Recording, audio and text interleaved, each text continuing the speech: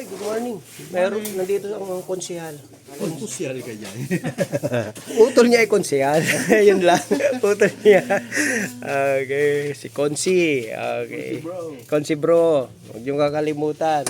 Sa Tagig. Si bro. Bro. Huwag niyong kakalimutan ako. Napakabait niya. Anyway, nandito yung kanyang utol. Yan. Tignan natin sa sasakyan niya.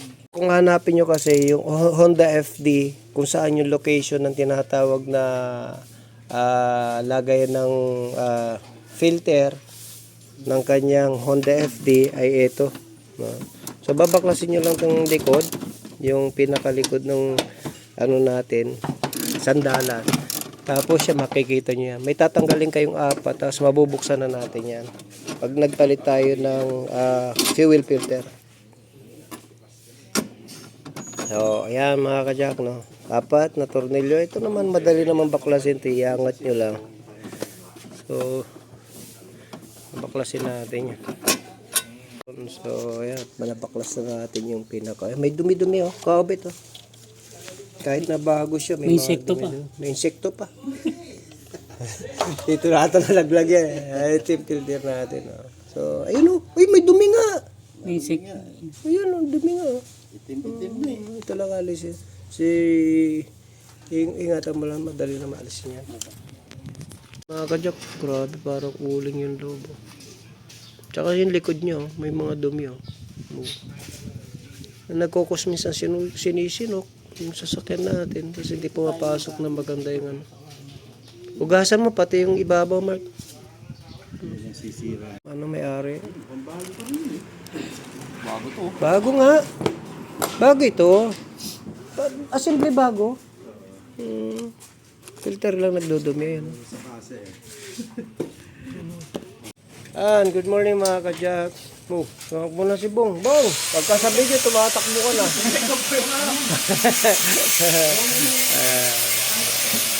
Mga kajak, ito yung ating 4056. Sandali. Kita nyo may tubig. Ayun, pumapasok. Kaya yung may-ari sabi nga pumapasok yung tubig sa radiator. Naghahalo ang tubig at langis. Ayan. Ngayon, ito pang problema, masakit. Sabi kasi ng may-ari ba, pwedeng tap overhaul lang. Pero pag makikita natin may mga alog na. Tama. Sige, taas mo konti. Taas, hindi. Pabalik.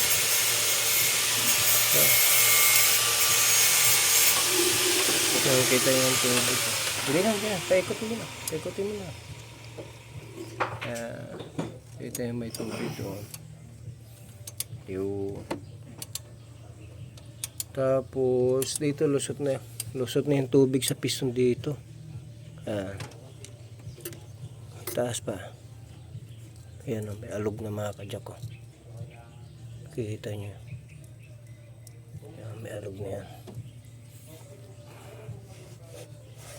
May alog na yung Berto. Yung so, kita nyo mga kajak, laki na alog. Dito may kaunti na rin. Ayan, o. Sige, taas. So, lumulusot yung mga langis. Sige pa. Ayan. Dito naman. Halos wala. Kunti lang. So, makita nyo dito mga katsak ko. Mayroon na siyang. Ayan. May kain na. Doon. May kain na. Parang tatay niya. Okay. Mga kajak, ganun lamang, no? Huwag natin pakialaman kung ano yung disenyo ng sasakyan. Mas alam ng mga engineer yan, no? Pero sa bagay, alam nyo naman, Pilipino tayo, pakialamero tayo sa sasakyan. Pero hindi naman ganun sabihin natin kasobrang selan pagka dinilit natin yung balancer, no, ng Mitsubishi Adventure, yung 4D56. Yun ay nag-cause kasi ng vibration, manginig ng sasakyan, mataas na RPM, hindi niya binabalance kasi. Kaya tinawag siyang balancer. No? Anyway mga ka-jack, para hindi mag-vibrate yung ating makina, yun ang tulong noon. Pero so far ito, dinilit na nila. Tanungin natin ang bayari kung gusto niya ba maibalik. Pero yun ang nakakalungkot. Pagka-check ko mga ka-jack, yung kanyang gasket kasi ay okay pa. No? Maayos pa yung cylinder head gasket, bagong palit. Pero may dalawang bolt sa cylinder head bolt, hindi po nahigpitan na sobra. Hindi nahigpitan na maayos. Pero merong head bolt na sobrang higpit naman ako. Hindi pantay-pantay. Kaya ang tendency noon, lumusot yung langis, pumunta sa radiator, pati tubig. Kaya nagkaloko-loko. So anyway, ganun lang mga ka-jack. Nawa meron na naman kayo natutunan sa ating shiner ngayong umagang ito. So yung fuel filter, palitan po natin, no, kung maaari lang every 15,000 kilometers, fuel filter yan, no. Hindi natin alam yung mga gasoline station kung malinis o marumi. 15 to 30,000 kilometers, ipalitan nyo yung fuel filter ninyo, no. Sa iba, depende sa mga depende sa mga sasakyan. Sa mga diesel, mas mabilis dumumi yan.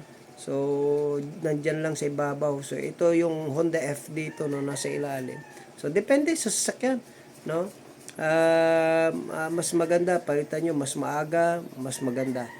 So, yung iba, pinapalitan nila kada chainsaw, pagka diesel, yung mga Fortuner, mga nandyan lang sa harap, sinasabay na nila. Magkano lang naman yan? 450 pesos, no? So, pinapalitan na nila yan, sinasabay nila sa PMS nila, yun ang ginagawa na. Yung iba naman, nasa tangke, so medyo kahirap palitan yung mga filter, at saka, depende sa may-ari. So anyway, ang advice lang, kailangan palitan nyo mga ka-jack, maglagay kayo ng PMS niya, kung kailan nyo dapat palitan, every ikalawang chainsaw nyo ba, o kaya sundan nyo yung 15,000, kayo po ang bahala mga ka-jack. Pero yun ang advice, kailangan palitan. God bless, Jack of all trades auto care, the shop that cares for your car.